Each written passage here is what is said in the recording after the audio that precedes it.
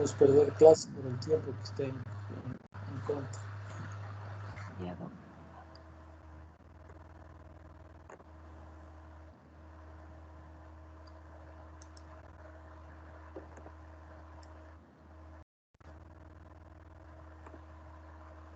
Listo.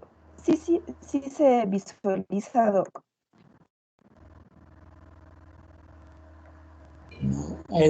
Sí, ahí está muy Ya, claro. listo. Sí, Bueno, entonces hoy vamos a hablar acerca de la tiroides y una de sus principales afecciones, que es el hipotiroidismo. Bueno, a ver. Entonces, bueno, la glándula tiroides, este es un órgano endocrino que va a estar situado en el cuello. Junto con sus hormonas secretadas, estas se consideran fundamentales para regular el crecimiento y el desarrollo del ser humano. Estas hormonas van a ser unas moléculas yodadas con participación funcional muy importante, incluso desde la vida intrauterina, en varios mecanismos del organismo. Estos van a ser fundamentales en el desarrollo cognitivo, también participan en varios aspectos del metabolismo, en la producción de energía y tienen efectos en la fisiología cardiovascular y contribuyen a mantener la función del sistema musculoesquelético y también el metabolismo óseo y asimismo ayudar a su crecimiento. Bueno, en la fisiología, las hormonas tiroideas T3, que es la triiodotironina, y la T4, que es la tiroxina, estas van a ser sintetizadas en la glándula. Estas se producen en mayores cantidades de T4 que de T3, pero T4 es convertida en su forma activa, T3, en algunos tejidos periféricos como el hígado, el riñón, el músculo, mediante la reacción de ionización. La síntesis de estos van a incluir la concentración de yodo por parte de las células foliculares, usando la bomba sodio-potasio ATPasa, que es el atrapador del yodo. Una vez dentro de las células, el yodo es rápidamente oxidado a su forma más reactiva. Luego va a ser organizado mediante la unión aminoácido de tirosina para formar la tiroglobulina. Bueno, antes de la secreción de la tiroglobulina alcaloide, este va a sufrir una reacción de acoplamiento para formar T3 y T4, que se van a mantener unidos a la proteína.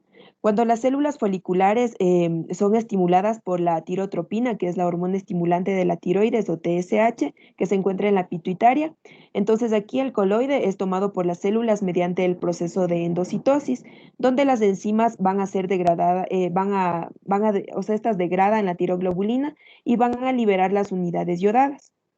El control en la liberación de la TSH es regulada por otra hormona, que es la hormona liberadora de la tirotropina.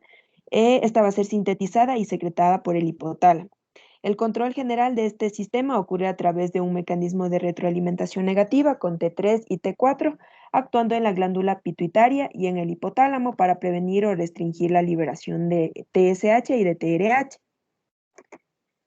Cuando la T3 y T4 son liberadas a la circulación, estas se van a combinar con proteínas plasmáticas, principalmente la globulina fijadora de la tironina. Menos del 1% de estas yodotironinas van a estar libres en la circulación y esta es la proporción activa. Las acciones de T3 y T4 en la periferia incluyen el incremento de la tasa metabólica basal de la mayoría de las células del cuerpo, incrementando la lipólisis y el metabolismo de los carbohidratos y también potenciando el efecto de las catecolaminas en el corazón y el sistema nervioso central.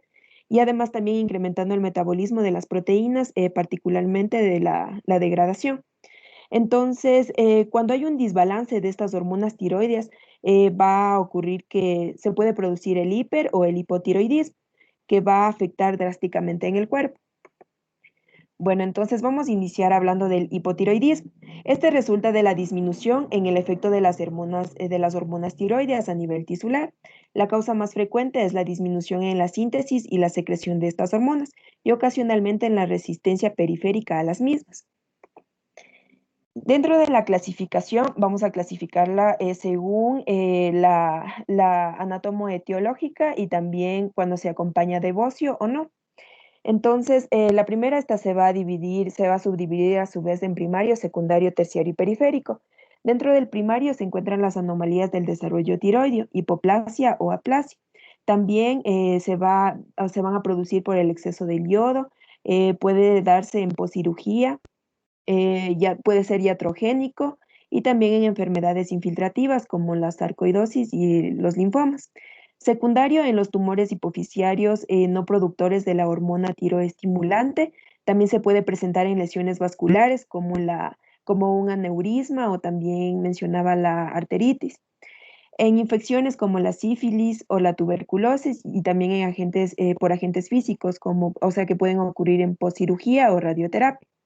Terciario se puede presentar en los hemartomas y también en los gliomas y en la craniofaringiomas. Periférico cuando se presenta resistencia generalizada a las hormonas tiroides. Ahora, según si se acompaña de bocio o no, con bocio se puede presentar la tiroiditis de Hashimoto, bociógenos, el exceso o el déficit del yodo, y sin bocio en la agenesia o atrofia tiroidea, también poscirugía o radioyodo, y el déficit de la hormona hipotalámica estimulante de la secreción de la TSH o también de la hormona tiroestimulante. También se puede presentar por alteraciones genéticas de la TSH. Bueno, dentro de la etiología, aquí vamos a tener el hipotiroidismo central, que es una causa rara de hipotiroidismo, o sea, esta va a estar ocasionada por una insuficiente estimulación de una glándula tiroidea normal.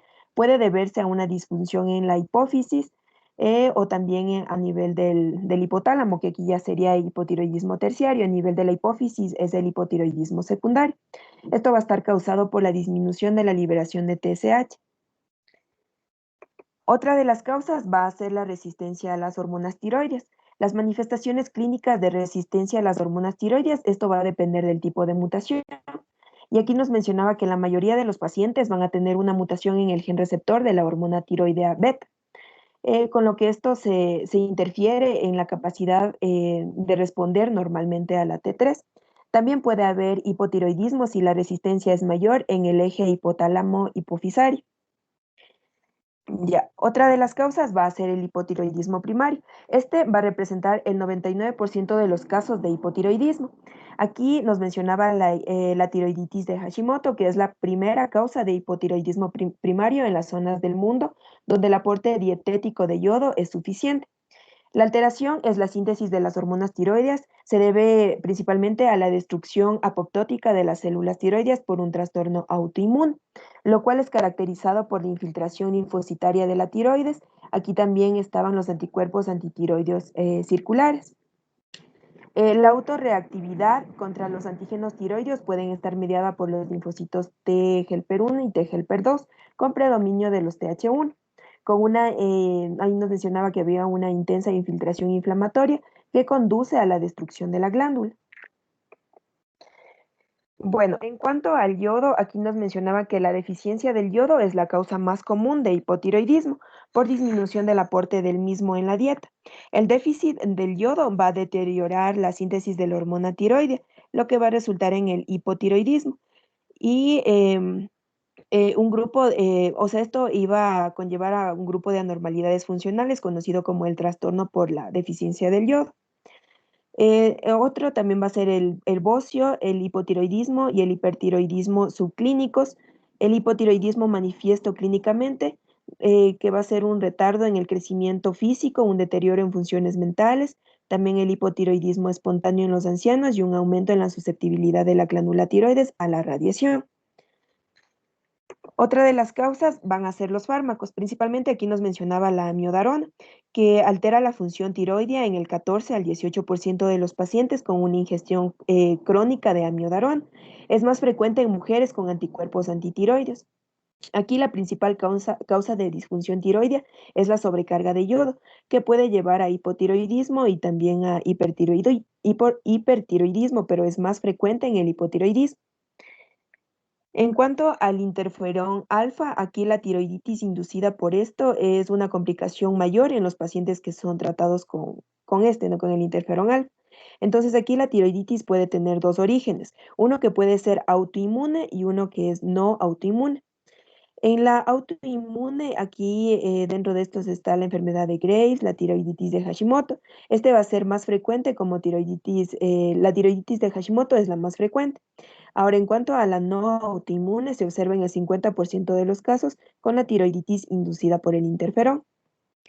También nos mencionaban otro tipo de fármacos como el litio, que ocasiona una tiroiditis silente, lo que inicialmente da lugar al hipertiroidismo y luego al hipotiroidismo. También se encuentran causas infecciosas. Aquí los procesos infecciosos de la tiroides pueden ser causantes de este hipotiroidismo primario. La tiroiditis infecciosa se divide en la supurativa o aguda, la subaguda y la crónica. Y se ha reportado que hasta el 10% de los pacientes con una tiroiditis subaguda va a evolucionar al hipotiroidismo crónico. Principalmente los agentes son el virus del sarampión, el virus de la influenza, adenovirus, también nos mencionaban el virus de la parotiditis, Epstein-Barr, micobacterias y también en los pacientes que tienen infección por VIH. Algunos pacientes en estado crítico tienen concentraciones de hormonas tiroideas bajas sin la elevación de la TSH. Este fenómeno se conoce como el síndrome eutiroideo enfermo. Bueno, ahora vamos a hablar de las principales manifestaciones clínicas que se producen. En cuanto a la piel y a los anexos, en el hipotiroidismo hay un descenso de la temperatura central con una vasoconstricción periférica, lo que va a ocasionar una piel fría y pálida. Puede observarse también una coloración naranja amarillenta que es secundaria a la acumulación de los betacarotenos en el estrato córneo. Aquí probablemente A ver, secundaria. Catherine, un ratito. Verá, hagamos un pequeño receso, una explicación aquí importante. Hay que comprender bien esto de la tiroides. Bueno, el hipotiroidismo son problemas de tiroides, ¿no es cierto? Otra cosa que te voy a Sí, hablar ¿no? un poquito de en mujeres 7-1, sí, mucho más frecuente en mujeres 6-7-1 con respecto a varones. Es importante señalar aquí que, bueno, hay la unión de las moléculas de yodo, entonces interviene mucho el yodo de la dieta. Por eso antes en nuestro medio era el bocio endémico por déficit del Ministerio de Salud, hablo de hace 40 años, de poner yodo en la sal. Entonces se va solucionando. Y ahora el más frecuente es el Hashimoto. Es importante, en la tiroiditis hemos de estudiar en unas 2 clases el Hashimoto, todo lo que es tiroiditis. Entonces, la hormona que más sale, entonces, se va uniendo, ¿no es cierto?, el yodo en el coloide y junto a la, eh, por medio de las por las desiodasas, las peroxidasas, se va uniendo, ¿no es cierto?, el yodo forma monoyodo tirosina y se une a la tirosina, que es un aminoácido. La diodo, 2 yodos, luego se van uniendo la triyodotironina y luego sale la tetrayodotiroxina, ¿no es cierto? Que es la T4, la triyodo es la T3. La que más sale, 90%, ¿cuál es? T4, ¿no es cierto? Es la que más sale, 80-90% es T4 y muy poquito es T3. Entonces salen a la sangre, pero para que sea activa, ¿cuál es la que activa? La metabólicamente activa es T3, ¿no es cierto? Entonces tiene que, por medio de una enzima, que es la tirosina reversa, hacerse de T4 y transformarse a T3. Entonces esa es la forma, que es una peroxidasa. Entonces, repito, la T4 es la más abundante, la que sale, pero la metabólicamente activa es T3, ¿sí? Hay un fenómeno que hay que explicar porque eso nos ayuda mucho a entender algunas formas de hipotiroidismo y de hiper también, que se llama el fenómeno de Wolff-Chaikoff. ¿Qué es ese fenómeno? Eso traerá la próxima, Caterine, por favor, Ya, doc, en un slide. ¿Qué es este ya, doc. fenómeno de Wolff-Chaikoff con W, Wolf y doble F? El Wolff-Chaikoff es un fenómeno, entonces más o menos ya les adelanto, que consiste en que el exceso de yodo también bloquea la glándula, ¿sí? Y eso explicaría por qué hay algunos excesos de yodo y cualquiera diría, no, pues el yodo en más cantidad va a dar más hormona tiroidea, cualquiera pensaría, ¿no es cierto? Pero cuando hay mucho yodo se bloquea la glándula, se inhiben las bombas ATPasas y el yodo ya no entra. Entonces, el Wolff-Chaikoff, eso explicaría por qué la miodarona, por ejemplo, que es un antiarrítmico bastante usado en cardiología, en fibrilación auricular, en todas estas cosas. Entonces, produce hipotiroidismo y también puede producir hipertiroidismo. Si hay mucho, demasiado yodo, demasiada cantidad de fármaco, bloquea. Y ese bloqueo se llama el Wolff-Chaikoff, ¿sí? Entonces, por eso es que personas que trabajan con yodo, enfermeras que están trabajando solo con yodo, laboratoristas, con el Lugol que tiene yodo, que es un colorante y todo eso, también van a desarrollar hipotiroidismo o también pueden desarrollar hipertiroidismo. Todo depende si se bloquea o no, si aparece o no el fenómeno este de Wolff-Chaikoff. Y por último, el síndrome de que se entonces es un síndrome que aparece personas agudamente enfermas, ¿sí? Es por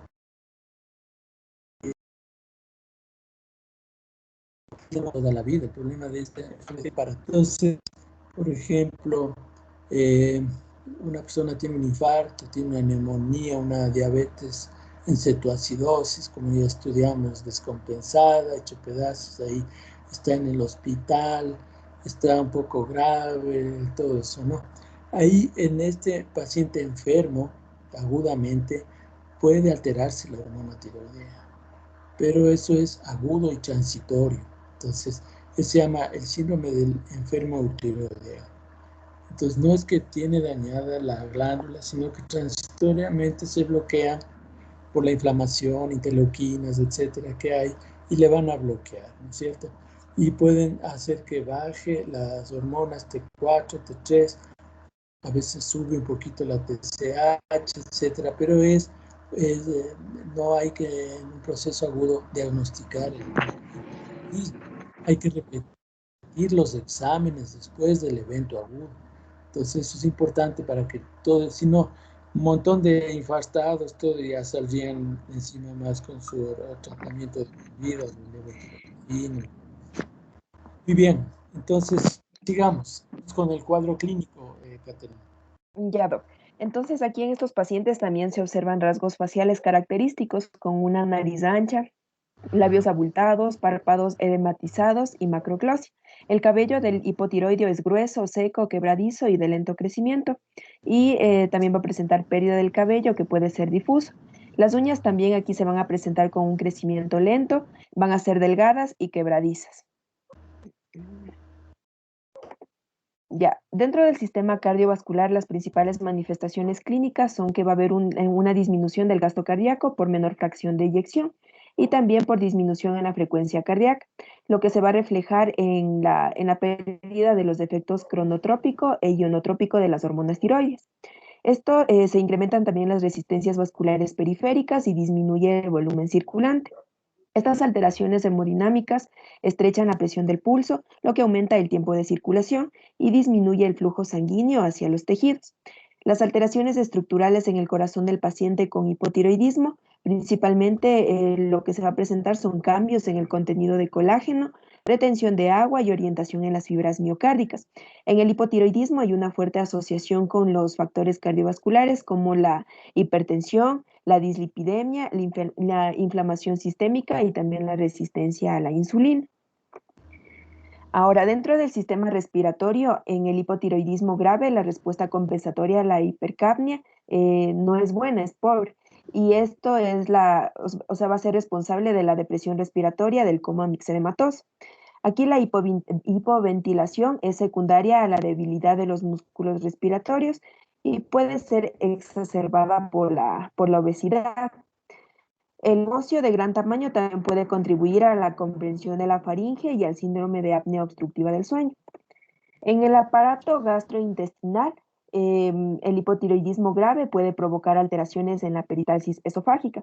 En el intestino y colon también existe disminución de la peristalsis, lo que va a producir estreñimiento, malestar abdominal Y también en casos graves también va a producir alteraciones en el hilio, una oclusión colónica con impactación fecal y también megacolo. El hipotiroidismo también puede aquí aumentar la frecuencia de la litiasis vesicular, y en el conducto biliar es común que aquí puede estar relacionado con la triada, que va a ser la hipercolesterolemia, la hipotonía de la vesícula biliar y también la disminución en la secreción de la bilirrubina. En el sistema nervioso central, aquí van a estar alteradas funciones intelectuales, incluida el habla, se enlentecen por la deficiencia de las hormonas tiroides. También hay una pérdida de la iniciativa, defectos de la memoria, letargo y somnolencia y demencia en los pacientes ancianos, que puede confundirse con demencia senil. En la función renal, esto va a estar asociado con el deterioro producido o sea, lo que aquí va a pasar es que la creatinina sérica va a estar elevada en aproximadamente el 50% de los adultos con hipotiroides. Sin embargo, casi inmediatamente posterior de que se inicia el tratamiento con levotiroxina, se normalizan las concentraciones séricas de la creatinina.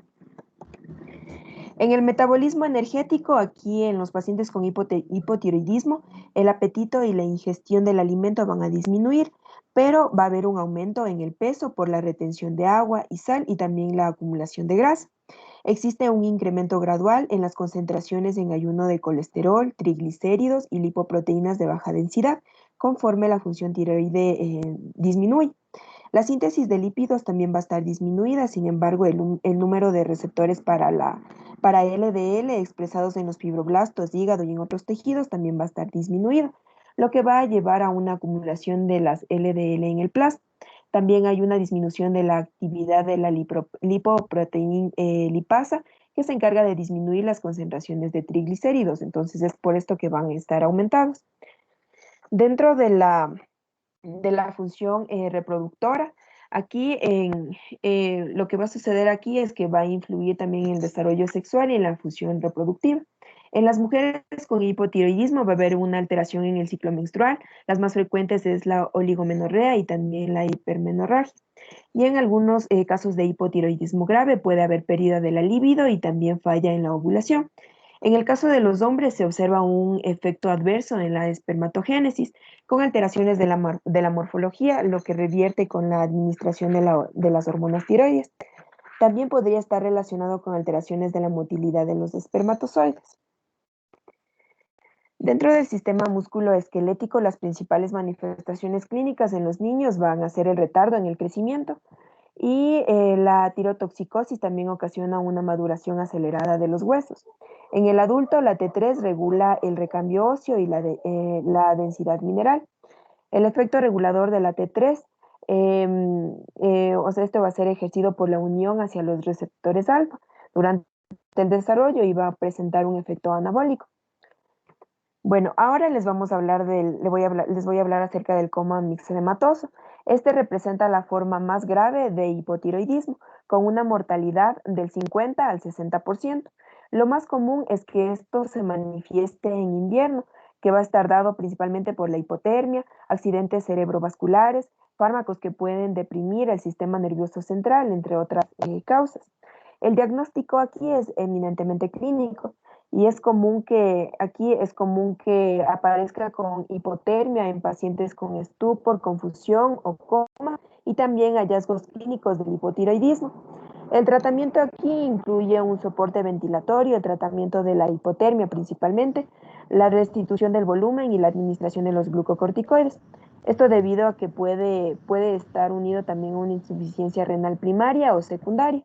Y también porque, bueno, aquí el tratamiento con las hormonas tiroideas puede acelerar la eliminación del cortisol y precipitar a la insuficiencia suprarrenal. Bueno, A ver, aquí el tratamiento... Sí, doc.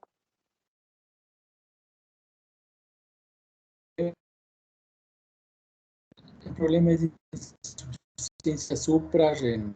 Entonces, eso hay que tomar en cuenta, ¿no? Aquí analizando esto. Claro, clínico es muy importante. ¿Por qué? Porque es multisistémico. En el hipotiroidismo están un montón, como ven, casi todos los sistemas alterados. Entonces, como ya mencionamos, el metabolismo, obviamente falta la energía, el paciente frío, lento, con bradiopsiquia, sin ganas, sin decaimiento, con tremendo decaimiento, digamos. Entonces se alteran de todo, desde el pelo, las uñas quebradizas, se cae el pelo, ¿no es cierto? La piel se altera, ¿no es cierto? Un depuesto de una sustancia que se llama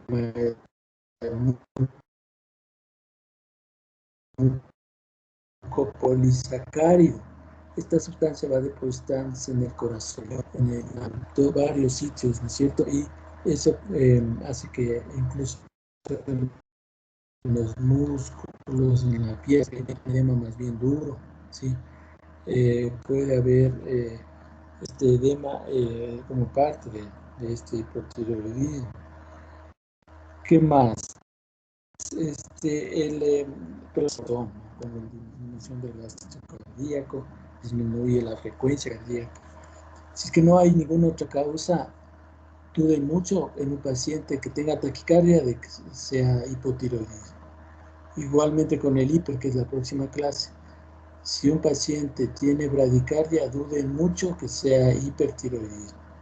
Entonces, generalmente en el hipotiroidismo es muy típico que haya gran bradicardia, frecuencias cardíacas de 60, 50.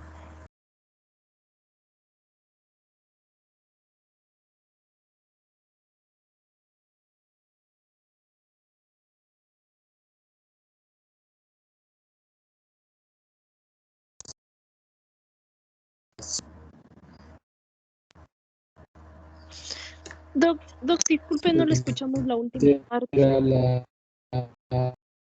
Se le escucha entrecortado, Doc. Legislación, todo. A ver, entonces decía, ahí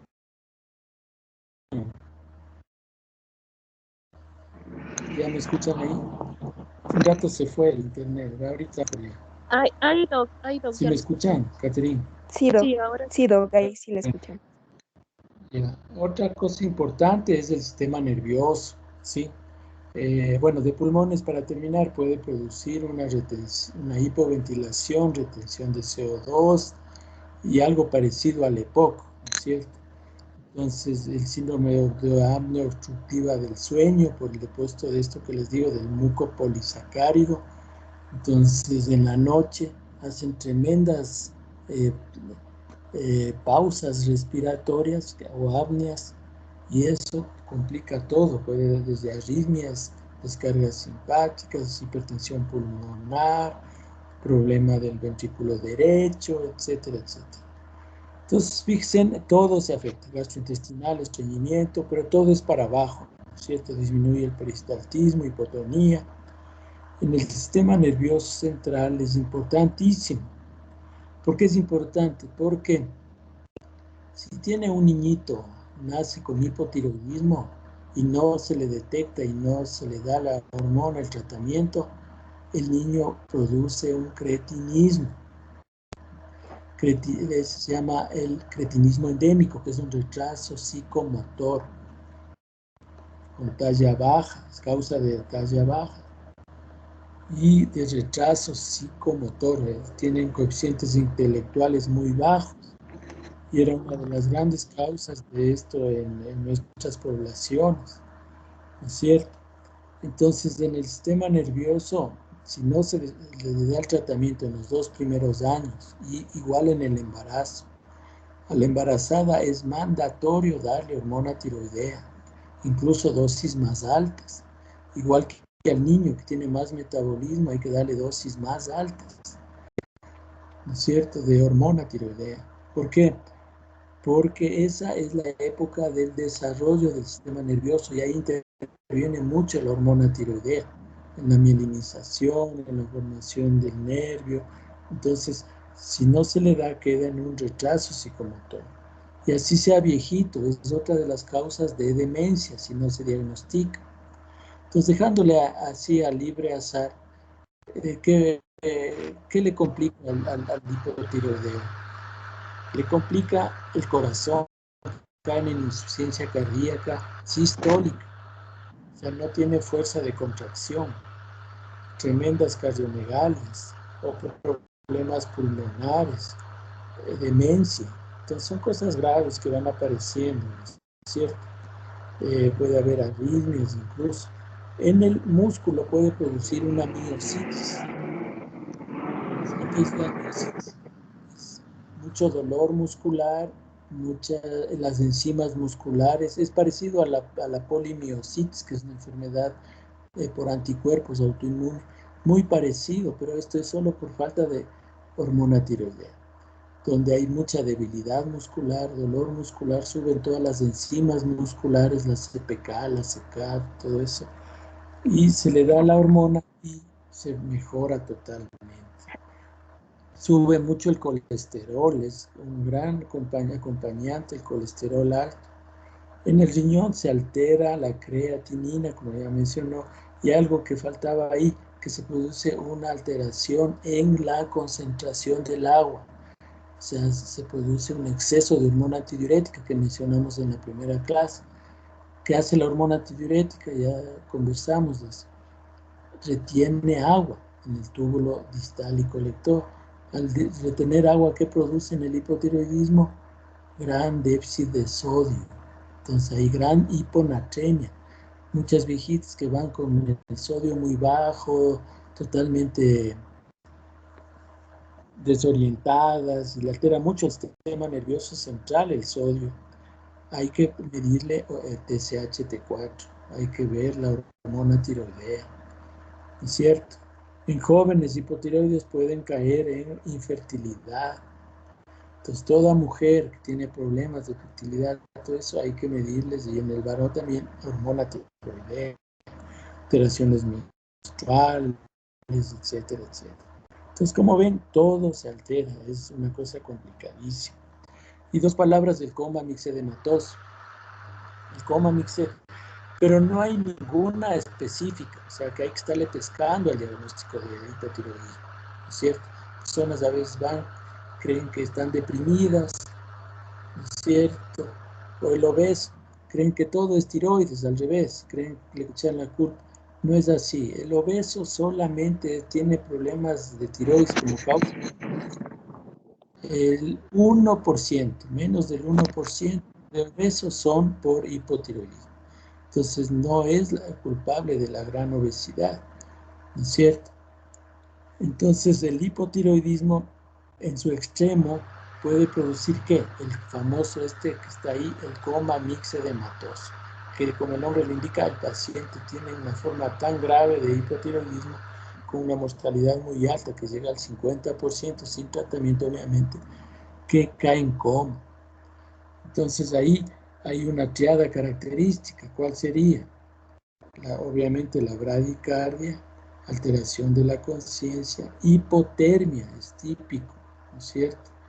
Es la hipotermia, la bradicardia y alteración de la conciencia. Estas son las grandes características de estos pacientes, ¿no es cierto? Entonces aquí es difícil diagnosticar, piensan que es por glucosa, que ya comentamos, ¿se acuerdan en la clase anterior? Piensan que es un evento cerebrovascular, un infarto cerebral, estudian, hacen resonancias, todo, no hay nada. ¿Y qué pasa ahí? Es un mixedema, o sea, un problema de tiroides. Puede llegar al coma, ¿cierto?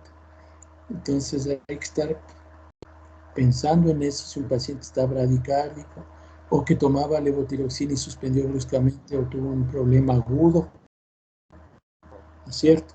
Y del tratamiento, una cosa importante aquí, siempre empezar dando corticoides como está ahí. ¿Por qué? Porque si es que el paciente tiene un déficit de la suprarrenal, o sea,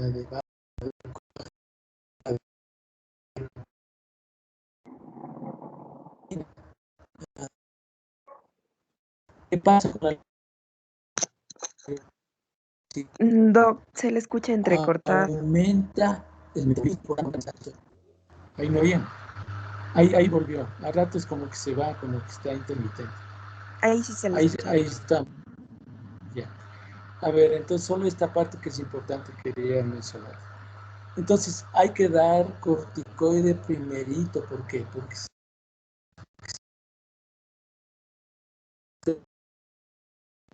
la primera aumenta el metabolismo. ¿Qué pasa? Aumenta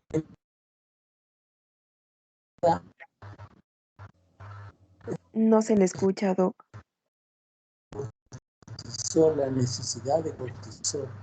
Y cortisol, como ya vamos a ver, la ciencia suprarrenal,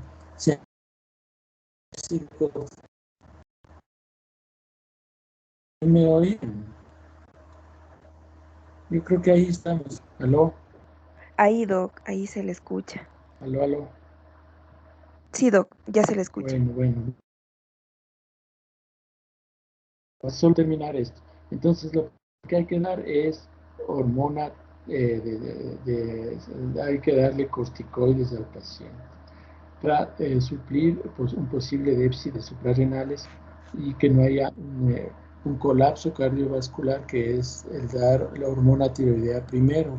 Se puede morir el paciente, porque al fallar mucho la suprarrenal, el cortisol, y al aumentar el metabolismo que da la levotiroxina en el tratamiento, puede producir un colapso cardiovascular y la muerte incluso. Entonces, por eso hay que dar primerito hormona, cubrirnos del déficit suprarrenal, dar hormona de cortisol, y de ahí sí, después administrar la levotiroxina. Entonces son cosas muy importantes porque pueden hacer más daño el tratamiento si no se le da bien. Bueno, continuemos, vamos con el diagnóstico y el tratamiento. Ya, Sigue Doc. acá. Ya. Bueno, entonces, para el diagnóstico, este se basa en el contexto clínico y en el reporte bioquímico. La TSH, aquí la medición de la TSH va a ser la principal prueba para la evaluación de la función tiroide, ya que es el indicador más sensible de la enfermedad tiroidea temprana. Los límites de referencia basados son los que se reportan en el 95% de la población que está aparentemente sana, que van de un 0.4 a un 0.5 microunidades a 4.5 a 5.5 microunidades por litro. Se establece como límite superior normal 2.5 microunidades por litro. Ya. Bueno, la tiroxina y la triiodotironina total, este también nos va a servir para el diagnóstico. Alrededor del 99% de las hormonas tiroideas se encuentran unidas a proteínas como la globulina fijadora de la tiroxina, la transtiretina y la albúmina. Las concentraciones de hormonas totales se afectan por los cambios en las concentraciones de estas proteínas o por alteración de la afinidad de la unión. La ventaja de esta medición es que no existe una variabilidad significativa con los diferentes métodos. Los anticuerpos antiperoxidasa tiroidea y antitiroglobulina también nos van a ayudar para el diagnóstico. En general, en general estas mediciones se van a realizar para indagar la etiología autoinmune en pacientes con alteraciones en las concentraciones de las hormonas tiroideas, también para el hipotiroidismo subclínico y antes de iniciar el tratamiento con fármacos que puedan precipitar la disfunción tiroidea. Los estudios de imagen de la glándula tiroidea en pacientes con hipotiroidismo nos mencionaba que no aportan información adicional a las pruebas bioquímicas. El ultrasonido está indicado ante la enfermedad nodular, pero ante el hipotiroidismo secundario debe realizarse imagen de resonancia magnética de hipófisis. Entonces, como conclusión del diagnóstico, tenemos que tener en cuenta que el diagnóstico del hipotiroidismo se va a establecer entonces con la medición de la TSH, la cual se encuentra elevada en el hipotiroidismo primario y va a estar normal o baja en el hipotiroidismo central. Además de la medición de la T4 libre, que en condiciones de hipotiroidismo de cualquier etiología se reporta baja. En los pacientes con hipotiroidismo subclínico deben medirse los anticuerpos antiperoxidasa tiroidea, porque si no se encuentran elevados, entonces aumenta la posibilidad de una progresión a hipotiroidismo franco. Ya, en el tratamiento está bien establecido que aquí los pacientes con concentraciones de TSH superiores a 10 microunidades deben ser tratados. Entonces aquí va a ser preferible hacerlo con la levotiroxina Catherine, solo sintética. una cosa. Aló, Catherine. Sí, doc. Si me solo una cosa con el diagnóstico. Hay que ver también lo que lo que es el hipotiroidismo subclínico. Hipotiroidismo subclínico. Eso me has dicho. Hay que traer la próxima, a ver, nos vamos a demorar. Igual en unas 2 diapositivas nada más, algo cortito. Doc, disculpe, ¿me puede Entonces, repetir qué faltó en el diagnóstico? No le escucho, Doc. Bien. ahí me oyes ahí. Entonces te digo que hay que hablar química. Aló. Entonces hay que, aló, ahí creo que está mejor. Sí, Doc, ¿me Sí, podría doc. repetir, por favor, qué faltó en el diagnóstico? Que traigas un poco de lo que significa el hipotiroidismo subclínico en una diapositiva nada más. Ya, Doc. Entonces el nombre lo indica, es poca clínica y T3, T4 normales, pero lo que está alto es TSH, entonces solo la TSH está elevada. Eso se llama hipotiroidismo subclínico. Pero cuando damos tratamiento, no en todos, ¿no es cierto? Entonces a eso hay que tomar en cuenta el hipotiroidismo subclínico, porque como ven tiene secuelas medias complicadas, pues el hipotiroidismo si le dejamos ahí. Bueno, entonces sigamos. Ahora una cosa más. La peroxidasa, los anticuerpos anti-TPO, peroxidasa y antitiroglobulina, eh, hay que hacerles bastante para dos cosas.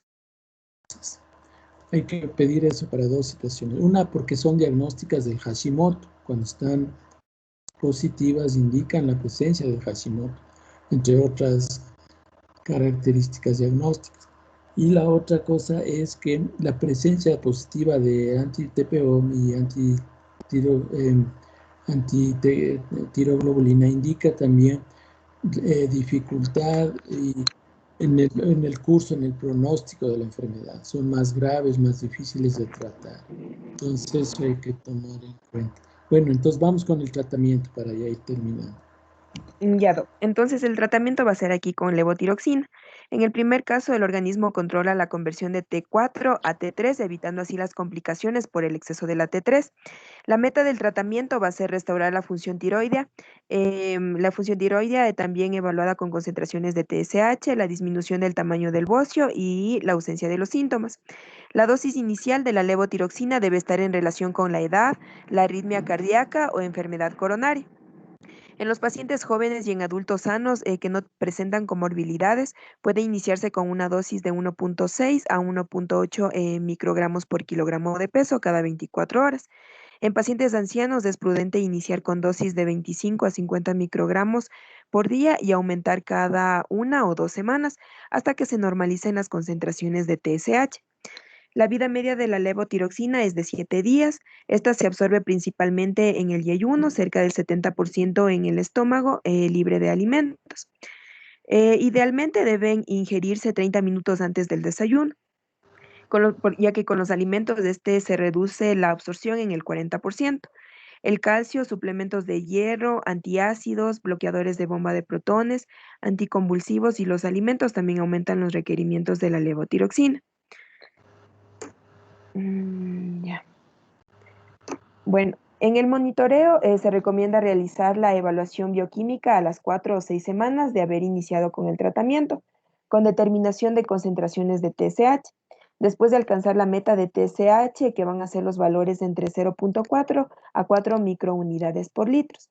Se requiere la evaluación anual con TSH y T4 libre en pacientes que introduzcan la ingestión de algún fármaco que interfiera con la absorción de T4, deben ajustarse los requerimientos de la levotiroxina. También nos mencionaban que durante el embarazo deben evaluarse 2 o 3 semanas después de que se ajusten las dosis con metas de TSH entre 0.4 a 2 microunidades por litro. Ya. Bueno, dentro de los efectos adversos de T4, nos mencionaban que en pacientes con concentraciones de TSH menores a 0.4 microunidades por litro, aumentan el riesgo de osteoporosis y también la fibrilación auricular. Las concentraciones de TSH menores a 0.1 microunidades por litro pueden incrementar 3 veces el riesgo de fibrilación auricular en pacientes mayores de 60 años. Y en mujeres mayores de 65 años aumentan el riesgo de fractura vertebral y de cadera. Gracias. Bueno, entonces, como ven, el tratamiento es la levotiroxina, que hay que darle de acuerdo al kilo de peso. Generalmente son dosis entre 50, 100, 75 microgramos, ¿no es cierto? Entonces vienen en tabletitas de 100 microgramos. Esto viene en microgramos, por si acaso, no son miligramos. O sea, un microgramo es una milésima de un miligramo, imagínense. Entonces, hay que darles generalmente esas dosis. Ojo con el tratamiento en viejitos. Los viejitos son muy sensibles a la hormona tiroidea. Hay que empezar dosis bien bajitas en personas de edad porque puede infartarse el paciente. Como ya mencionamos, los efectos indeseables está un aumento de la frecuencia cardíaca, estimula los receptores beta adrenérgicos y puede dar aumento del consumo de oxígeno y el paciente puede hacer isquemia, hipoarritmias, fibrilación auricular, taquicardia, tremendas taquicardias. Aparte de que con el tiempo hay un aumento del recambio óseo y se descalcifica el hueso y da osteoporosis. Entonces, siempre en el paciente, de vez en cuando, darle calcio, pues, obviamente, para prevenir esto. Peor si es mujer y de edad, ya no tiene la protección estrogénica, entonces caen en osteoporosis, fracturas. Entonces, esto hay que tomar en cuenta. Casi nadie se preocupa de eso, de ver la frecuencia cardíaca, de ver, bueno, la cardíaca un poquito menos, pero nadie les da calcio al paciente que toman a veces dosis altas y de levotiroxina. Entonces estas cosas hay que tomar en cuenta, sí. Y en viejitos hay que iniciar dosis, como les decía, de 25 microgramos, 12,5 incluso, y va aumentando poquito a poquito. Cada 2 semanas le puede ir aumentando un poco a 50 hasta que ya se mejore puede ayudar también la frecuencia cardíaca, ¿no es cierto? Ayudan viendo ahí que no haga taquicardia, que es el principal problema, o arritmias y todo eso. Entonces, esta es la cosa. ¿Cómo monitoreamos? El principal guía para nosotros no es la T4. Claro que hay que medir siempre T4 y TSH, las dos son suficientes. T3 es más para hipertiroidismo, T3, T4 y TSH. Pero en hipotiroidismo con T4 y TSH, pero más es la TSH. La TSH es muy sensible, nos ayuda muchísimo, es la principal hormona para el monitoreo del tratamiento en este paciente. Entonces, con TSH menos de 6, menos de 5. Con la edad, bueno, se puede, y por los problemas que hay, que ya mencionamos, con el tratamiento y las taquicardias, etcétera, puede ser un poquito más flexible, dejarle hasta 6, 7, pero no dejarle subir mucho, ¿no? La TSH es muy sensible, es un fiel indicador de cómo va el tratamiento, ¿sí? Si es que usted le hace controles, ¿no es cierto? Si está estable cada 2, 3 meses.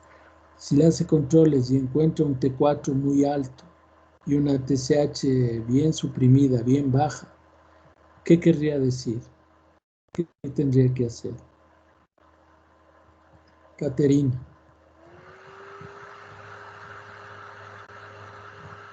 Uy, la Caterina, ya. Sí, le escucho, Doc, ahí. A ver, ¿qué pasa? Si es que le haces el control al paciente y está una TSH bien baja y una T4 alta en un paciente hipotiroideo, ¿qué harías? Ahí tocaría ajustar las dosis, Doc, ¿Pero qué? con ¿Le subes? ¿Le con bajas? algún fármaco sería. No, pues dijiste, ¿cuál fármaco? Solo está con levotiroxina, Ajustar las dosis de la levotiroxina, Doc. pero ajustar para arriba o para abajo. Sería disminuir, Doc. Claro, pues obvio, o sea, es pregunta fácil. Entonces, si ustedes tienen la TSH muy baja y la T4 muy alta, ¿qué quiere decir? Que le ha dado mucha T4, la levotiroxina es T4. Por lo tanto, ¿qué hay que hacer? Bajarle la dosis, ¿no es cierto? Hay que bajar la dosis y peor si está taquicárdico el paciente, va a ser un hipertiroidismo. Entonces, la próxima clase ya vamos a ver el hipertiroidismo que también puede ser medicamentoso, ¿no es cierto? Por exceso en el tratamiento. Entonces hay que estar chequeándole al paciente. La levotiroxina es un medicamento delicado, como ya hemos visto. Muy bien. Bueno, entonces, Caterine, la próxima primerito, tú nos das esto del el subclínico y alguna otra cosita, era, no me Sí, acuerdo. Doc, Ah, el Chaikov, algo. diagnóstico. Sí, sí, las dos cosas me dijo. Pero tú das primerito, ¿no? Porque a veces yo me Ya, olvido Doc. y después me acuerdo, siempre me acuerdo después, pues sí te aseguro, pero después ya se te bajan los puntos por no dar, igual que los otros. Bueno, entonces quedemos ahí Ya, Doc. nomás. Entonces la próxima le toca a... ¿Quién era? Fernández, Carlos Fernández expone la siguiente semana. Correcto, entonces él creo que tiene ¿no? Hipertiroidismo. Correcto, entonces bueno, vamos avanzando. Por avisarles, en 3 semanas vamos a tener la primera prueba, el primer examen. Entonces, este va a ir hasta la clase de mañana, hasta hipertiroidismo. Entonces, ya les Perdón, aviso. dijo en 13. Sí, en 3 semanas, sería el 17 de Ya, febrero, más o menos. El 17 de febrero ya les aviso, verán casi con un mes de anticipación para que ya vayan estudiando. Ya tenemos bastante materia, ya se va aglomerando y aumentando. Entonces, en 3 semanas es la primera examen del primer hemiciclo, sería, y va a ir todo hasta lo que hemos visto, diabetes, hipopsis, hipotiroidismo, hasta hiper. Hasta ahí nomás vamos a tener el primero. Sí, porque si no, se va a hacer un examen, pero descomunal, pues toda la endocrina ahí. Entonces vamos a dividirla en dos partes, ¿sí? Entonces ya el listo. Doc. 17 de febrero les Más o menos, aviso, hay examen. Entonces ya, Doc. el examen es igual vía online, ¿no? Entonces se les presenta, entran al aula virtual y ahí está el examen. Ahí tienen un tiempo y solo es una respuesta y sigue pasando la pregunta y ustedes contestan, ¿no es cierto? Al final ustedes ya saben la nota porque ya está todo ahí. Bueno, entonces nos vemos la próxima, pues con, Doc, eh, con el disculpa. compañero Fernando. Sí, Sí, alguien Doc, quería más o mencionar, sí. menos, ¿cuántas preguntas serían?